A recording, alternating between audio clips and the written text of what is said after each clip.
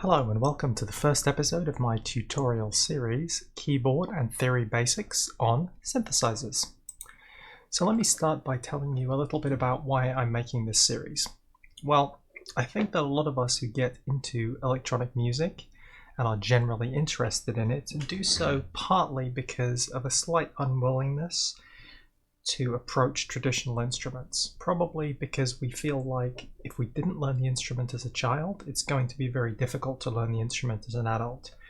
So that means we can focus on the sound design component of synthesizers as a replacement for learning the more traditional musical skills. I'll introduce what got me interested in playing the keyboard. So I was always very impressed by the thought that a group of musicians could come together without any prior experience together and they could play music. So that ability was what drove me to get into music. And around about 10 years ago, I started playing the piano. And in particular, I started playing jazz piano. And I would say that that was a very good foundation in keyboard and a good foundation in music theory.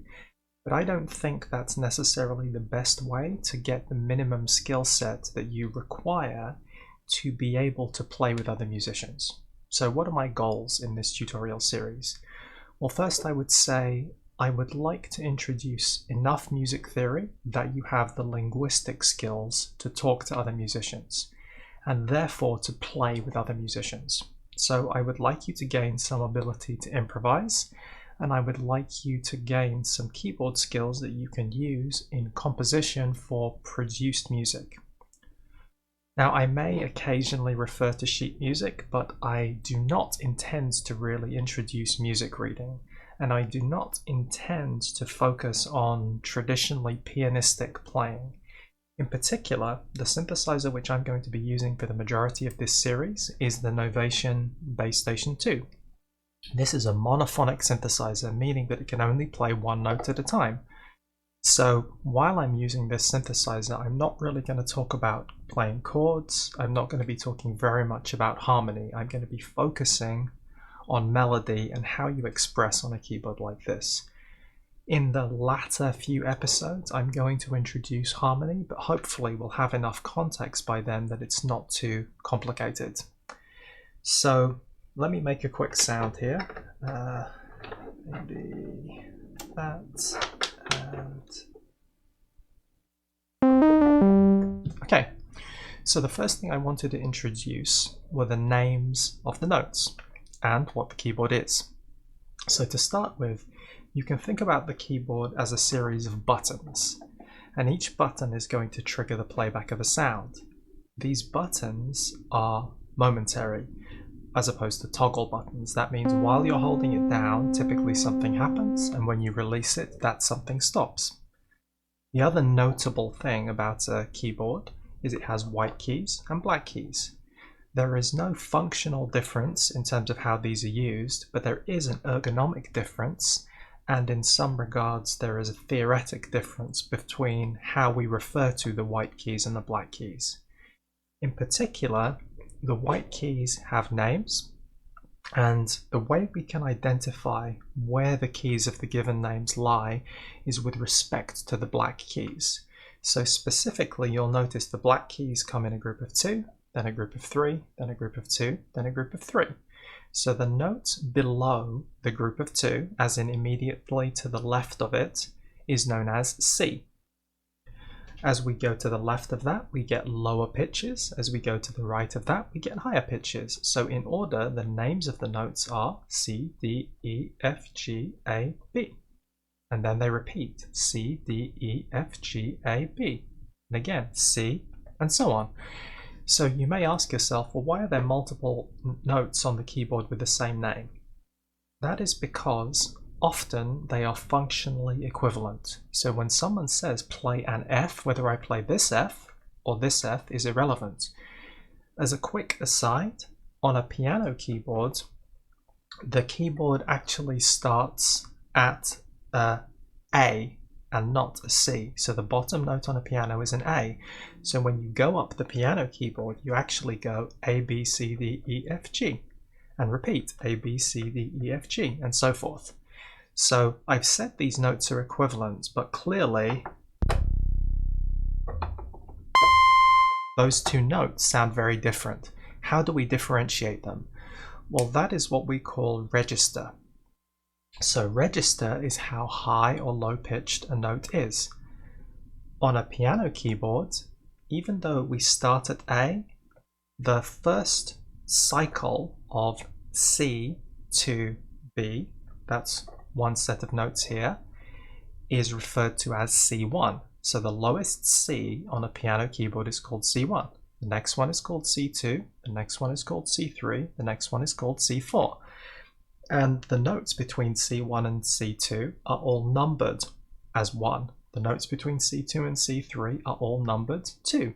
So for example, if this were the lowest C, this would be called A1. That would be C2, so this would be D2. So that's how we refer to the white keys on the keyboard.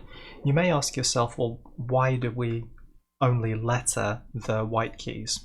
Part of that comes down to how music is represented. And when I talk about music theory, I'm going to be talking about basic, traditional Western music theory, which is built around 7-note scales. So the 7 notes, C, D, E, F, G, A, B. And the next one is a C. Those notes, these lettered notes that correspond to the white keys on a keyboard, when written on sheet music, correspond to the lines and the spaces between the lines on what is called the staff. The staff is the thing that has a set of multiple lines. So when you go up them, you can say, well, this line is C, between this line and the line above is D, the line above that is E, between that line and the line above is F, and so forth. So that's how they're labeled. Well, you may ask yourself, how do the black keys factor in? Well, the black keys factor in because in a given traditional 7-note scale, there is one instance each of C, D, E, F, G, A, B. But those instances may be what we call sharp or flat. What does that mean? Well, when we refer to a note as a sharp note, we actually play the note to the right of it. So if I say C sharp, this is C, this is C sharp.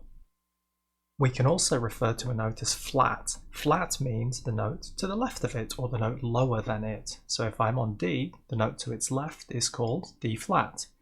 You may have observed that E sharp is actually the same as F, and this is true. And in some scales, we will not call it F, we will call it E sharp. Why? Because any given scale has one instance of each of the notes, A through G, or C through B, as we may equivalently call them.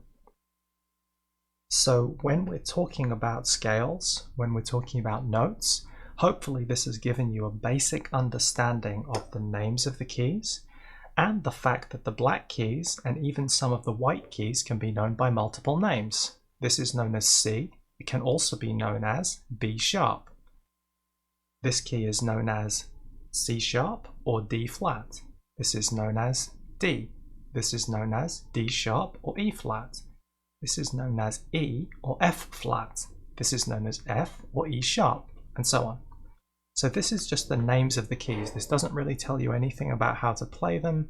This doesn't really tell you anything about how to use those skills. The only thing that's probably worth knowing at this stage is often keys are what's called velocity sensitive. That means the faster you depress the key, some parameter of the synthesizer, often volume, will increase or decrease depending on how quickly you depress it. So as a demonstration, so hopefully you can hear that it was louder when I depressed it more rapidly and it was quieter when I depressed it more slowly. This is called velocity sensitivity. And if you think of a piano, a traditional acoustic grand piano, has a long key. The key is attached through a mechanism to a hammer which sits underneath a string. As you depress the key, the hammer is raised up, comes away from the point where it was in contact with the key, and it hits the string.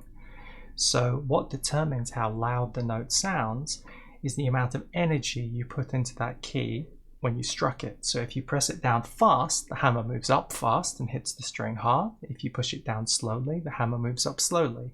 On a piano, actually, if you hit the key with not enough energy, the hammer will not actually reach the string and will just drop back down and remain silent. Okay, so I think that's enough for now. We've discussed what I'm hoping to do in this series. We've discussed the names of the keys. We've discussed the sharps and flats. We've discussed how they relate to the staff in sheet music.